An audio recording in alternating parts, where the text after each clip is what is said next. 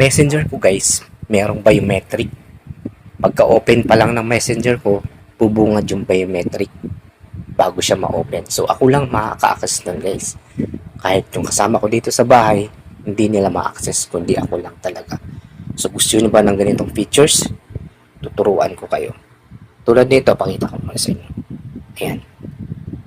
So black yung makikita dyan sa screen kasi pagka ganito kasi may personal information, di siya makikita. So nag-screenshot lang ako.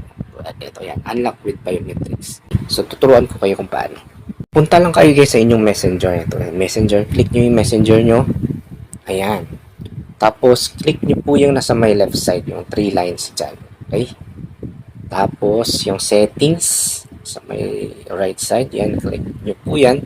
Tapos scroll down nyo lang po, hanapin natin yung privacy and safety. So ito po yan guys, click nyo po yan, tapos hanapin natin tong app locks. Okay. Kagandahan kasi itong app lock guys, pagka-open pa lang ng messenger, bubungad sa inyo yung biometrics. So walang ibang makaka-access dyan kundi ikaw. Depende na lang kung may ibang members sa bahay nyo na naka-register yung fingerprint nila po dyan. So kung ikaw lang mismo ako. Ang kagandahan nito, kapag maiwan mo yung cellphone mo, kaya manghiram ng cellphone mo, hindi nila basta-basta mabubuksan yung sensitive na mga application tulad niya po na messenger. So, ayan, click nyo po yung app lock. Ayan. Tapos, i-on po natin to guys. Yan. Tap mo yung biometric.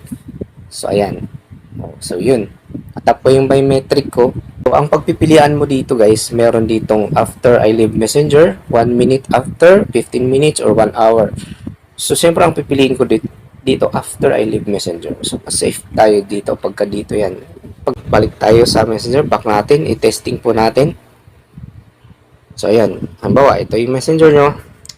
Pagka-click natin yan, yun. So, may nakalagay dyan, unlock with biometric. So, ayan. Kailangan ng fingerprint mo bago siya mabuksan. So, ayan. Tinap ko yung biometric. So, yun. Bubukas na siya. Okay?